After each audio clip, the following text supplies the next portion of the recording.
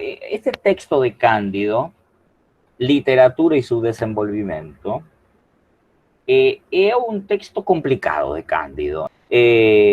Cândido é um pouco decano, se vocês quiserem, dos estudos de literatura brasileira. Seu livro A Formação da Literatura Brasileira vem a fazer uma quebra importante com os estudos, com as histórias, perdão, de literatura brasileira que existiam antes, como a de Romero e outros, que de alguma forma tinham uma visão historiográfica da literatura brasileira mais ancorada no romantismo. Em outras palavras, que as histórias das literaturas brasileiras anteriores a Antônio Cândido veían sempre uma espécie de progressão na literatura brasileira tendentes a uma finalidade, um objetivo, que era a explicitação literária e artística do que seria a identidade cultural da nacionalidade brasileira. Em outras palavras, essas historiografias da literatura prévias a de Antônio Cândido tinham esta visão da história um pouco, se vocês quiserem, teleológica. Que é uma visão teleológica? Bom, é a visão que vem da filosofia de Hegel, a ideia de que a história humana tem um progresso e esse progresso está dirigido a um objetivo, a um ponto final. Por isso, teleologia, como dizer que existe um ponto final que está balizando toda esse progresso. Então, um pouco a historiografia, a ideia de história de Hegel, teleológica, é a que está primando na visão historiográfica romântica de todas as histórias da literatura brasileira prévias a Antônio Cândido.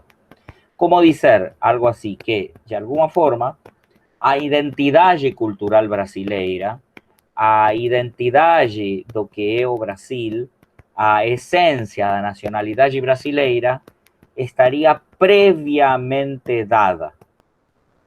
En otras palabras, a literatura funcionaría como una especie de expresión de una cosa previa, que sería a identidade brasileira. ¿Sí? Ahora, esta visión historiográfica, romántica, es totalmente desconstruida por Antônio Cândido y esto muchas veces no es valorado, ni siquiera a veces reconocido en toda su dimensión. Muitas vezes se lê a formação da literatura brasileira de Antônio Cândido igual que se estivesse lendo qualquer historiografia prévia, quando na verdade os pressupostos teóricos de Antônio Cândido são radicalmente opostos. Antônio Cândido surge de uma visão materialista de história e, portanto, de uma visão marxista da história. Em outras palavras, que quando vocês consideram uma visão materialista e marxista da história, o que está caindo é o aspecto essencial, ou, se vocês quiserem, o aspecto acabado dessa visão idealista de Hegel, na qual a identidade brasileira já estava configurada prévia à própria história literária.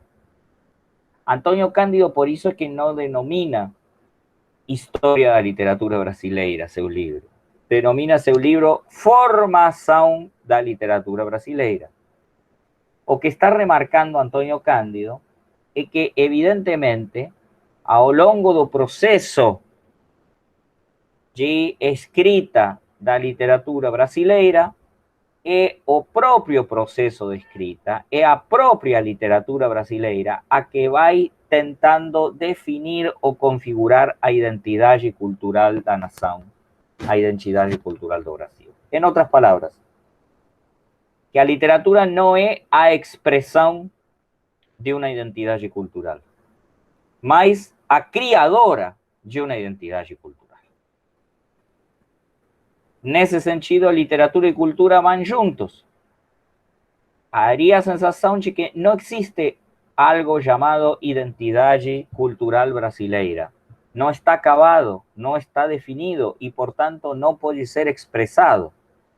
Na verdade, o que existe é um processo de construção da ideia de identidade cultural.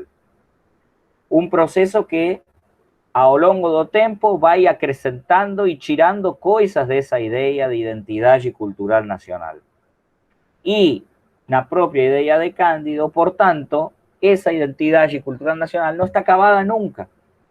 É o resultado da história e não a causa da história.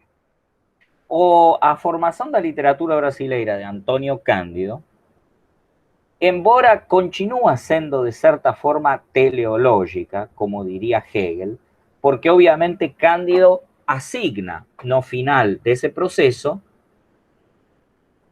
una construcción, que hay idea de que esa identidad brasileira va a irse construyendo progresivamente.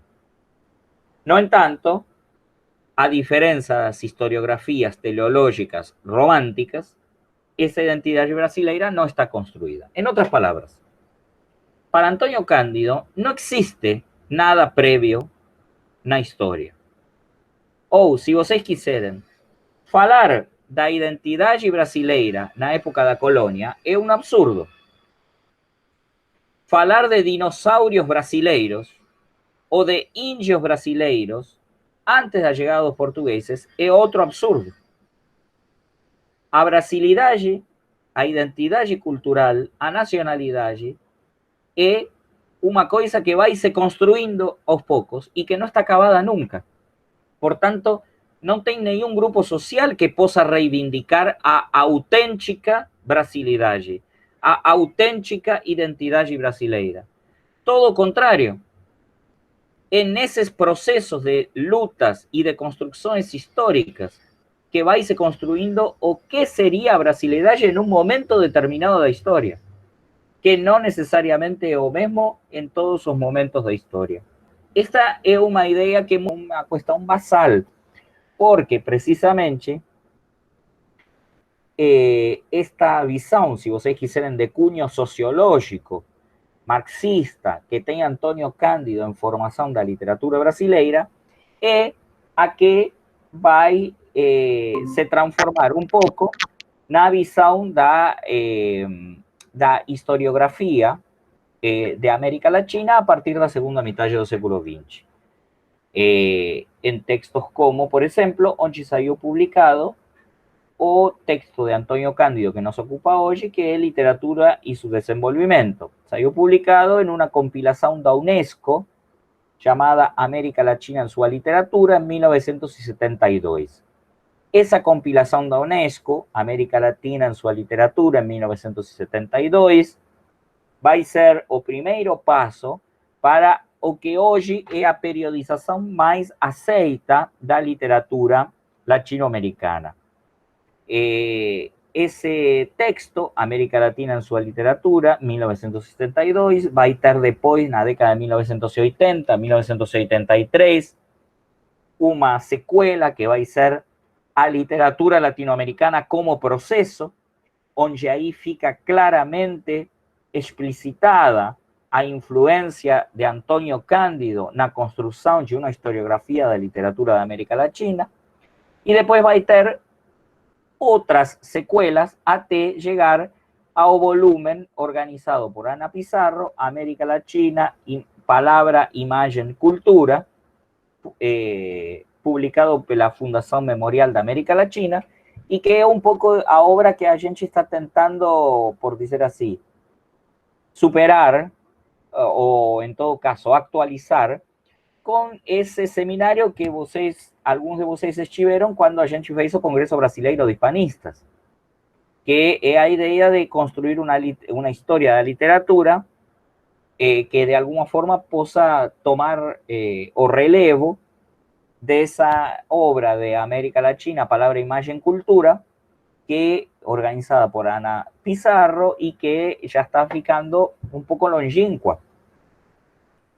Porque si vocês ven, por ejemplo, a historia da literatura hispanoamericana de Bela Joseph, vocês van a ver que está construida en base a criterios bastante clássicos de uma historiografia literária, enumeração de autores, breve menção de alguns critérios. Em outras palavras, tem um critério mais enciclopédico e eu até diria que não se preocupa maiormente pela questão de o que seria literatura hispano-americana, o que seria literatura latino-americana, e muito menos como colocar a diversidade literária e a heterogeneidade cultural de nosso continente em contacto com literatura e cultura. Significa que, de alguma forma, Antonio Cándido funciona como una referencia imposible de evitar para cualquier tipo de estudos actuales, no apenas de literatura hispanoamericana, como de literatura latinoamericana, si a gente estendesse isso. E, nesse sentido, Antonio Cándido também foi, de alguma forma, maestro de Ángel Rama, porque Ángel Rama tomou muitas das questões de pesquisa de cunho sociológico que ele trabalhava precisamente do trabalho de Antônio Cândido. Existe uma certa polêmica na literatura brasileira sobre se existe um Antônio Cândido ou dois Antônio Cândido. Ou seja,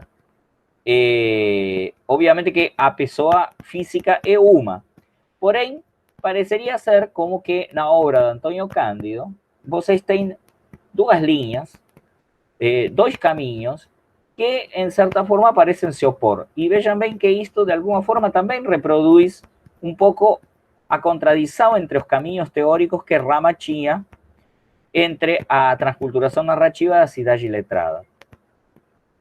Se uma linha sociológica, teleológica, marxista, de história materialista da literatura de Antônio Cândido passa precisamente por formação da literatura brasileira, a outra linha, que é reivindicada muitas vezes por alguns críticos de Antônio Cândido, da ordem da teoria literária, como Haroldo de Campos, Luiz Costa Lima, etc., a outra linha passaria por um texto de Antônio Cândido chamado Dialéctica da Malandragem, porque efectivamente o próprio Antônio Cândido menciona que a formação da literatura brasileira foi um trabalho feito por encomenda, ou seja, que solicitaram que ele escrevesse uma história da literatura brasileira e, portanto, ele escreveu Formação da Literatura Brasileira, que era uma espécie de anti-história da literatura brasileira nos moldes que se estava trabalhando na época em que ele escreve.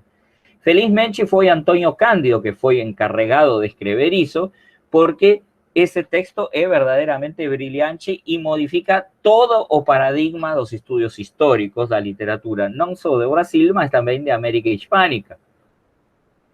No entanto, Dialéctica da Malandragem é um texto que, se vocês quiserem, está mais na questão de evitar um pouco o cunho sociológico e fazer uma leitura menos historicista, menos teleológica e, portanto, mais ancorada no que se chamam os estudos de teoria literária. Antônio Cândido era não apenas um sociólogo, mas também um crítico literário de um olhar muito curado, muito profundo, tá? O olhar na crítica literária de Antônio Cândido é dos melhores que tem o Brasil do século XX. E então, reduzir a obra de Antônio Cândido à Dialéctica da Malandragem ou reduzir a obra de Antônio Cândido à formação da literatura brasileira parece um pouco injusto. Digamos que, neste caso, no caso de nossa disciplina, como a gente está trabalhando a linha, neste momento, de Ángel Rama e a transculturação, a linha teórica de Rama que a gente vai pegar é aquela de cunho sociológico vinculada à formação da literatura brasileira.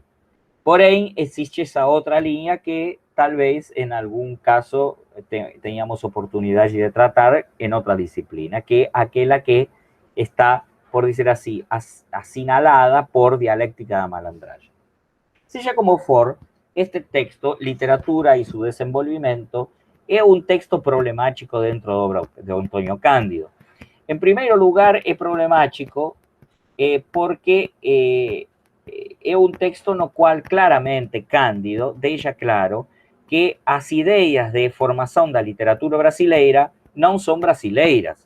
Ou seja, deixa claro que as ideias de formação da literatura brasileira pertencem a uma historiografia materialista que pode ser extrapolada muito além do Brasil, que pode ser utilizada em toda a América Latina.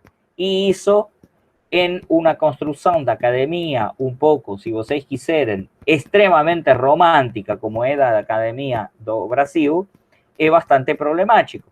Vejam bem que até hoje os estudos de literatura no Brasil estão organizados românticamente em literatura brasileira, literaturas estrangeiras. Ou o reconhecimento de literatura portuguesa como uma espécie de antecedente da literatura brasileira e literaturas não portuguesas. Ao ponto, eu diria, que também isso derivou em por que foi problemático para o Brasil esse texto, porque foi publicado pela primeira vez em espanhol, nessa coletânea que eu acabo de mencionar. América Latina en su literatura, 1972, publicada con ANESCO, en la cual Antonio Cándido misturaba seu texto junto con textos de outros teóricos da América Latina, hispanoamericanos, mas maiormente sempre em língua espanhola e não em língua portuguesa. Aí vocês também têm um texto, eu diria que dá um pouco que serve para balancear o texto de Antonio Cándido, que é um texto de Haroldo de Campos.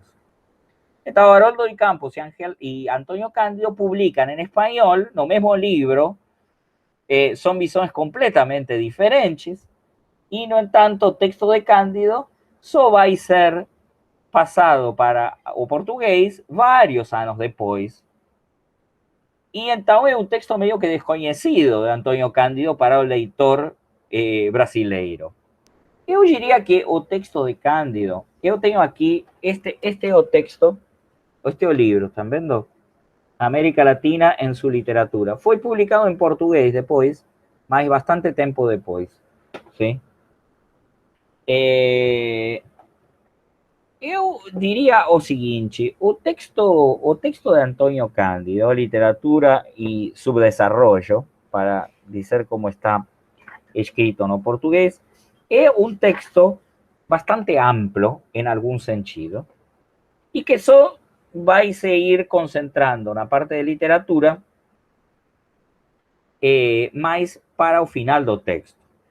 O texto assim, em geral, como seu próprio título indica, é um texto de cunho sociológico, ou seja, estuda um pouco como que funciona a literatura em um espaço cultural, político e social, no qual o primeiro que destaca Antonio Cándido e que vai destacar ao longo de todo o texto é o problema do analfabetismo.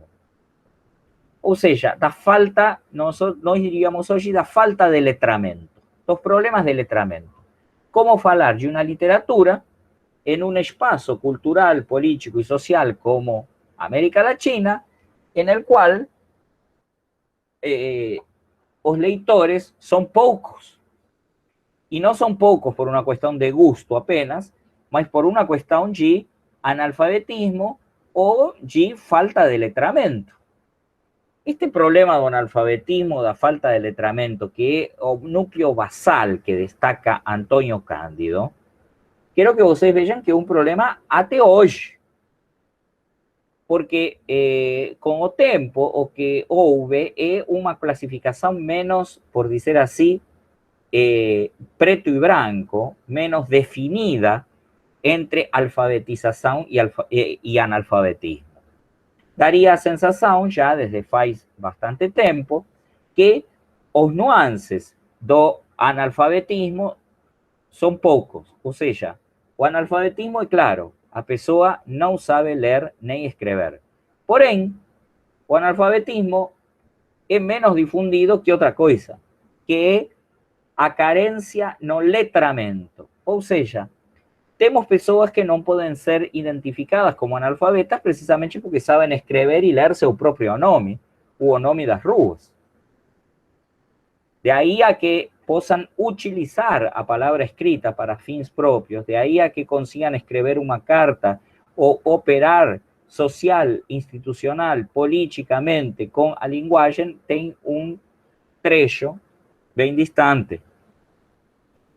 Ou seja, esta ideia do analfabetismo funcional, a ideia de pessoas que foram alfabetizadas, mas que depois viram quase analfabetos porque apenas sabem escrever seu nome ou apenas um X no lugar do seu nome, exigia repensar o tema e de aí vieram os estudos chamados de letramento.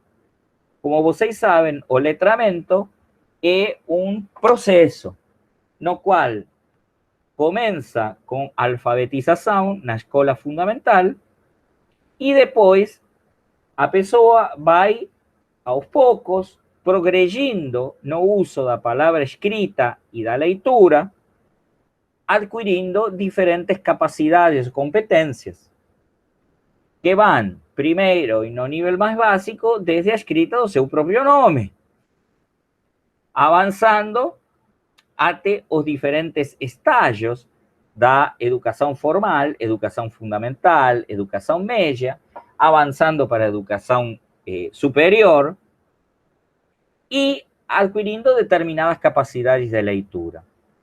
Evidentemente, não são as mesmas capacidades de leitura, as leituras de uma folha com instruções para dirigir um carro ou a folha de instruções para mexer com uma máquina, que a leitura de um jornal.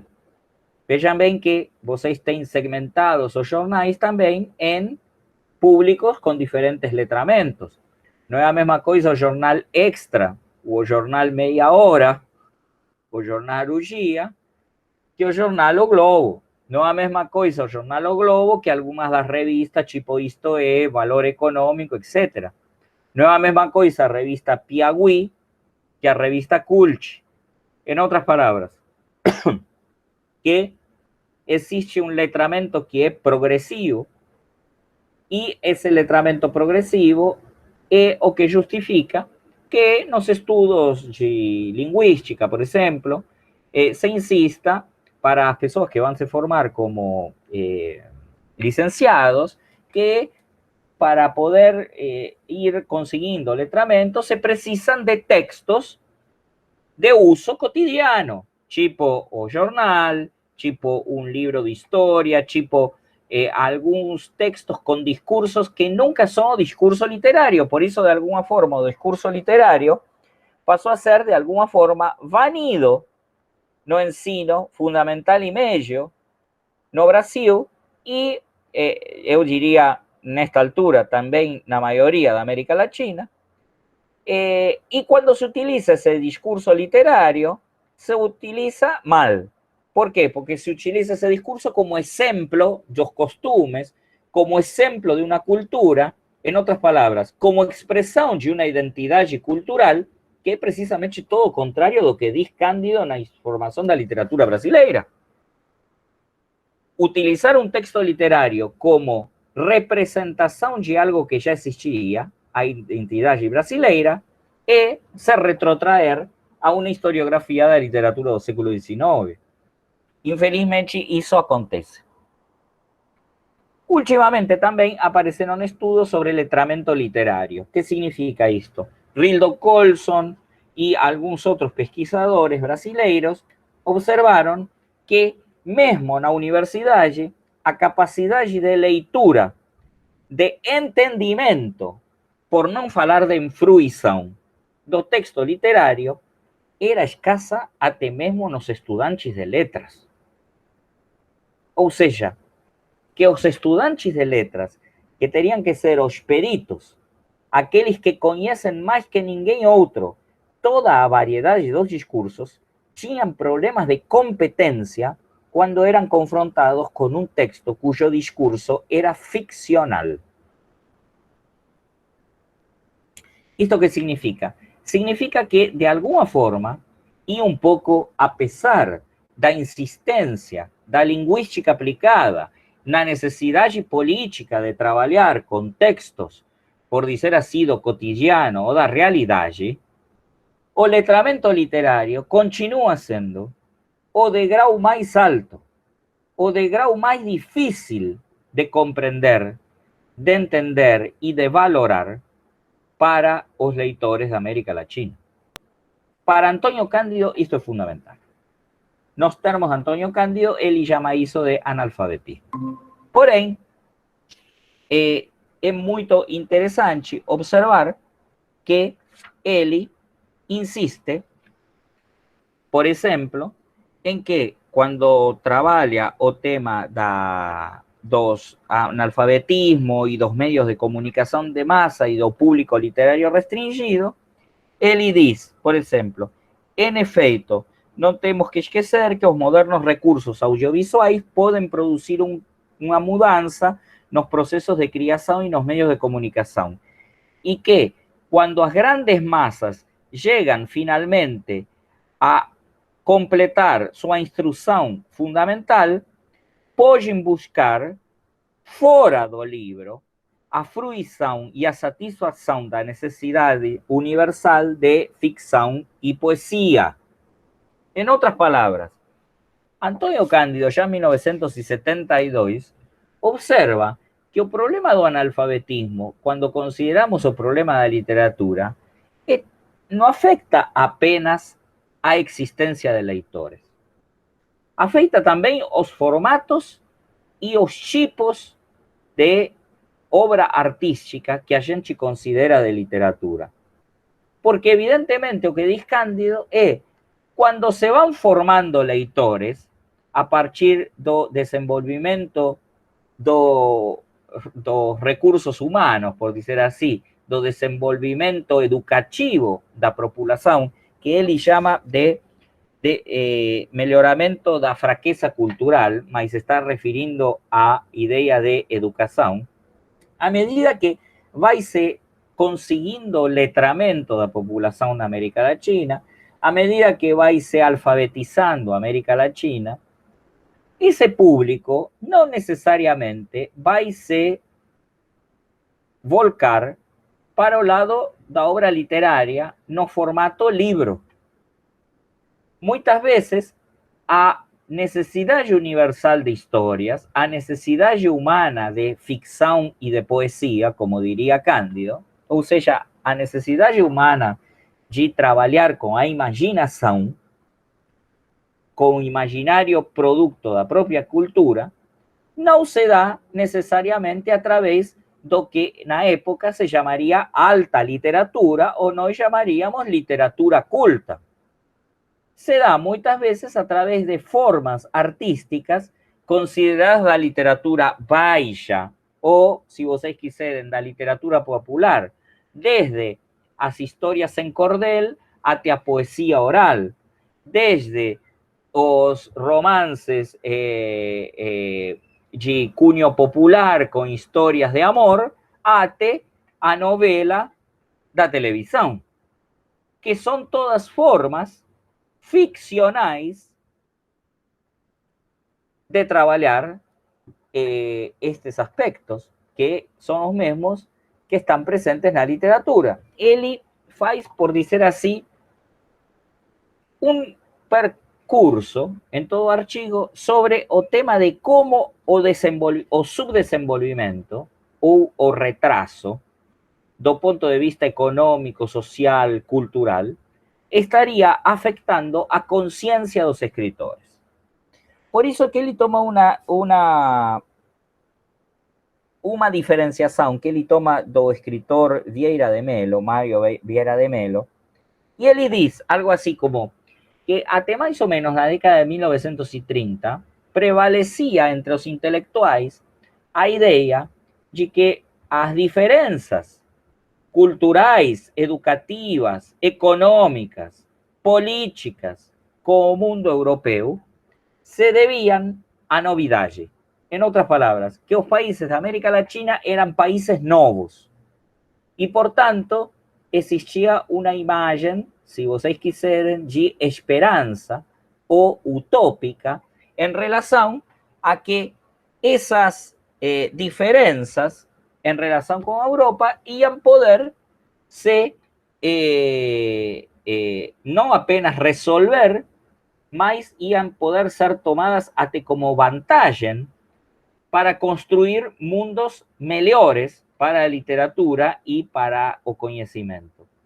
Aí ele dá vários exemplos interessantes do século XIX, como por exemplo a ideia de que existe um vínculo direto entre a criação da imprensa e a América, como dizendo, a imprensa se criou pouco antes do descobrimento da América e a América vai encontrar no livro o verdadeiro motor de expressão cultural, coisa que está muito longe da realidade, né? Era parte desta, se vocês quiserem, utopia do país novo, utopia da grandeza natural, utopia da novidade, América como paraíso.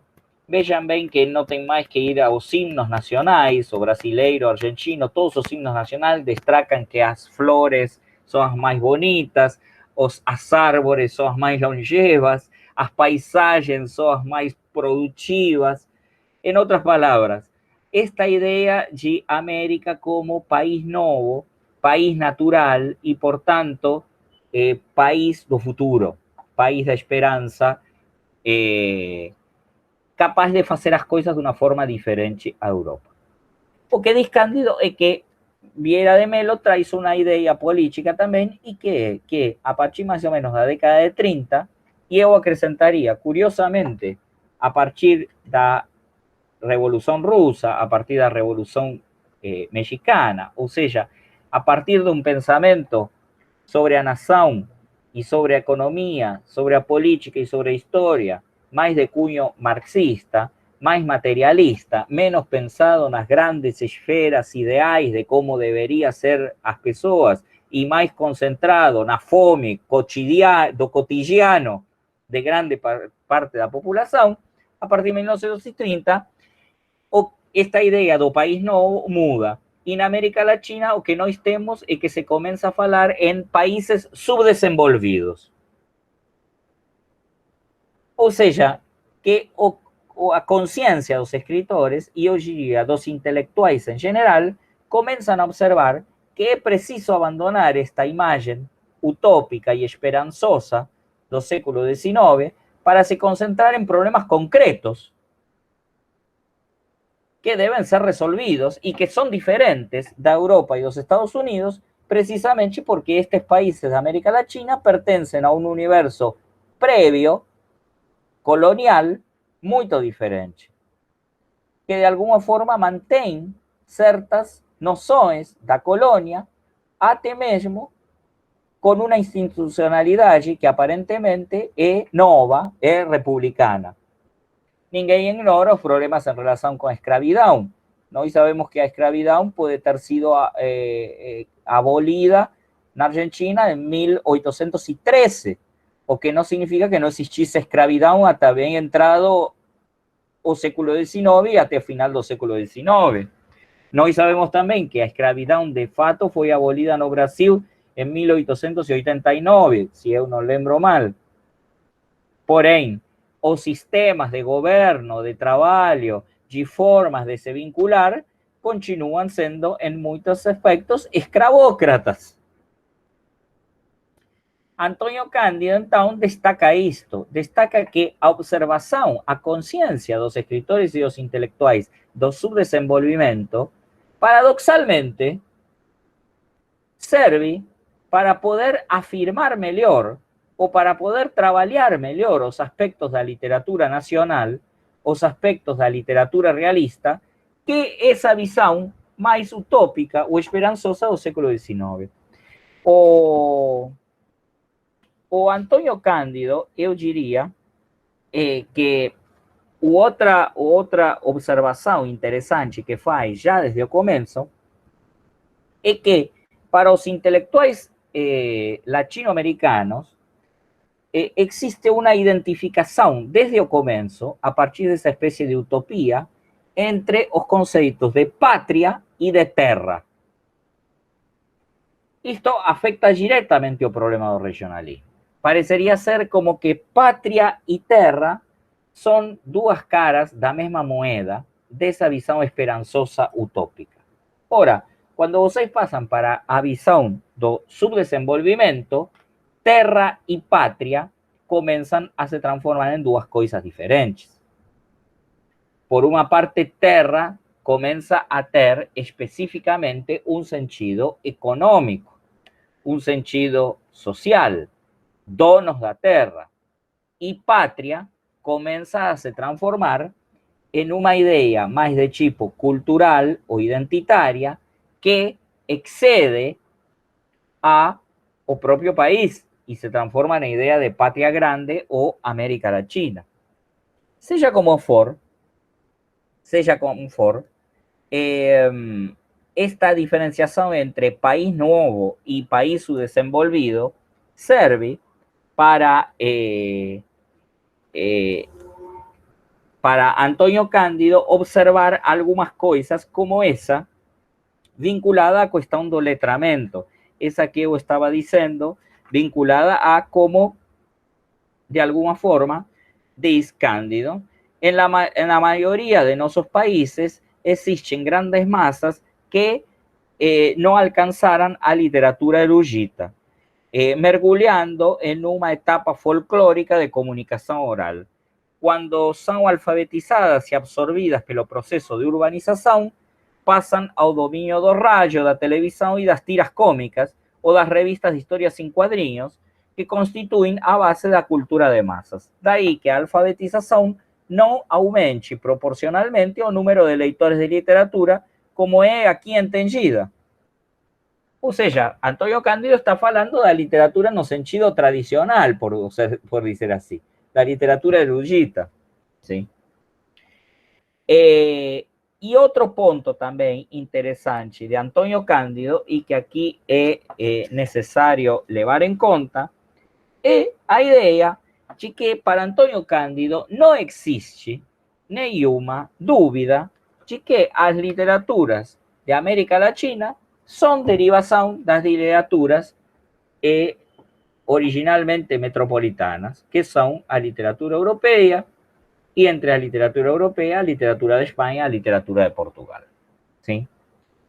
Vean bien, esta definición de Antonio Cándido llevó a grandes problemas dentro de los estudios de literatura.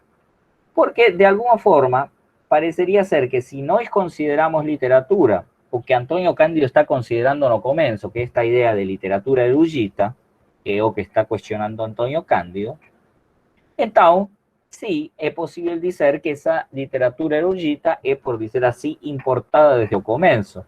Y de alguna forma, las literaturas hispanoamericanas, las literaturas brasileiras, son retoños, son brotos, son derivación, gallos, de la literatura portuguesa y de la literatura española. No tanto, esto es menos así lo que parece en la propia idea de Cándido. Porque Antonio Cándido dice que somos variaciones de la misma literatura y que somos parte del mismo mundo. O sea, dice claramente, olhemos, por tanto, con serenidad nuestro vínculo placentario con las literaturas europeas, pues él no es una opción, es un dado, es un fato casi natural. Y insiste él en que no apenas nuestras literaturas, mas también la literatura de los Estados Unidos, de Norteamérica, son fundamentalmente gallos de las literaturas metropolitanas. Vean bien que a idea más interesante de Cándido, no tanto, no reside si son gallos o no son gallos.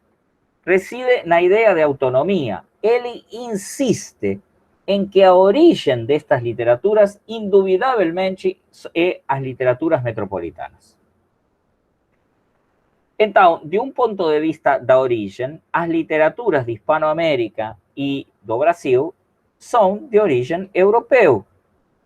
No en tanto, cuando a gente considera o proceso histórico a construção, ou que o próprio Antônio Cândido diria, a formação dessas literaturas, o que nós observamos é que a verdadeira história dessas literaturas não está na sua origem. Está en cómo esas literaturas van se produciendo, van construyendo a su propia historia, que claramente para Cándido es una historia de autonomía. En otras palabras, que decir que las literaturas de Hispanoamérica son galios da literatura española es falar meramente en un fato de origen. Y no significa decir que hoy, después de 200 años de procesos históricos tendentes a autonomía, esa literatura sea a mesma árvore, por decir así. Tá? Eu diria que a metáfora do galho não é boa. Não é boa a metáfora do galho porque pressupõe que estão ancoradas na mesma árvore. Eu usaria mais bem a metáfora da semente, ou a metáfora, se vocês quiserem, do esporo. Ou seja, indubitavelmente o esporo e a semente surgem de uma árvore, mas viajam, criam raízes em outro lugar e se transformam em outra planta. Esta observação de Antônio Cândido tem que ser dimensionada no momento em que é feita, que é 1972. E então tem que ser também observada o vínculo desta observação de Antônio Cândido com outros aspectos, como são aqueles, muitas vezes negligenciados, da metodologia histórica que está usando Antônio Cândido para escrever formação da literatura brasileira. ¿Sí? Ora, vejam bem, a ideia fundamental de Antônio Cândido, portanto, é que temos que encarar com serenidade nosso vínculo placentário, diz, com as literaturas europeias. E então aí a palavra placentária é correcta, porque vejam bem que você está dentro da placenta durante um tempo, mas até você não sair, não é outra pessoa. ¿Se entende? Neste caso, eu vou colocar claramente a metáfora do tão postergada na América Latina necessidade do aborto. ¿Existe um vínculo placentário com as literaturas europeias? Obviamente. Digo, as literaturas de hispanoamericana y a literatura brasileira entre as literaturas da América Latina, indudablemente son literaturas da mesma placenta das literaturas occidentais, da russa, da francesa, da inglesa, da norte-americana, da grega. Não existe, não é possível fazer uma espécie de negação de que nós temos vínculos diretos e formamos parte de uma grande família de literaturas e eu diria de uma grande família de cultural que seriam os europoides, se vocês quiserem, ou de algum tipo de vínculo cultural com a literatura europeia. Claro que na América Latina nós poderíamos dizer, mas nós então temos também, que passa com os povos originários, que passa com as literaturas africanas? Sem dúvida, nós também formamos parte, eu diria, de um ocidente longínquo, para usar, perdão, um ocidente próximo, da mesma forma que existe um oriente próximo, existiria um próximo ocidente, no qual esse universo ocidental é uma mistura de vínculos culturais e literários de cuestiones previas a llegados europeos de América, de vínculos con África, de vínculos con otros elementos culturales que podrían estar siempre en contacto, como diría Fernando Ortiz, o transculturados. No en tanto, do punto de vista literario, es evidente que existiría un vínculo de las literaturas de América Latina con las literaturas que podríamos llamar, para no llamar meramente europeas, eu diria com as literaturas ocidentais. Existe um vínculo das literaturas ocidentais com a literatura oriental. Sí existe, indudablemente, mas claramente configuram coisas diferentes.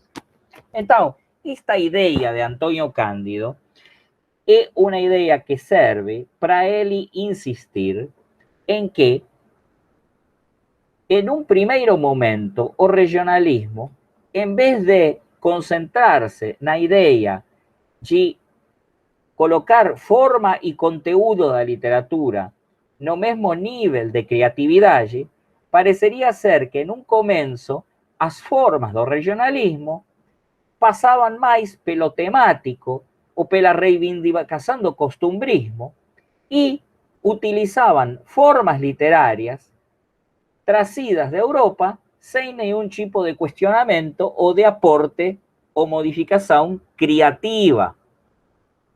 Com o qual, de alguma forma, o que diz Antônio Cândido é que nessa espécie de mistura com dessa participação da literatura hispano-americana e latino-americana com o mundo europeu, pareceria ser como que estava reservado aos critérios hispano e latino-americanos meramente o problema da temática, do costumbrismo, da representação local ou regional de uma variedade, sem intervir no que seria a forma estética. Como que de alguma forma era problema dos latino-americanos un conteúdo sociológico o documental da literatura, en cuanto que a literatura como arte, a literatura como manifestação da ordem filosófica da estética, era mais um problema metropolitano. Era mais um problema de como essa estética se dava na Europa. Aí, nessas últimas páginas, nessa última parte do artigo, ¿sí? Na parte 4, influências estrangeiras e ambivalencia, cosmopolitismo e regionalismo, aí entra diretamente no tema nosso e em como isso se vincula com Rama. Eu fiz agora assim como uma espécie de grande apresentação, entende? De quais seriam os fundamentos teóricos de Antônio Cândido. Essa parte 4, cosmopolitismo e regionalismo, Antônio Cândido, ele trabalha diretamente os mesmos temas que trabalha Rama na transculturação narrativa. Fala de Pedro Páramo, fala dos romances regionalistas que vocês têm, fala do problema do cosmopolitismo, fala da vanguarda, fala da modernização, fala do boom da literatura com García Márquez ou com Juan Rulfo, fala de Mariano Azuela, fala de todos esses escritores a partir de este contexto que eu dei hoje. Van ver que en un momento Cándido, y esto es muy interesante, Cándido menciona a Julio Cortázar y menciona a entrevista de Julio Cortázar en la revista Life, que va a dar origen a polémica entre Cortázar y José María Arguedas, que es a bibliografía de Croce, polémica Arguedas-Cortázar, que es específicamente en torno al problema do regionalismo. ¿Sí? O sea que de alguna forma todo está vinculado una cosa con otra. Esa entrevista fue un verdadero problema que o propio Cándido retoma también. Era lo que estaba se discutiendo en la época.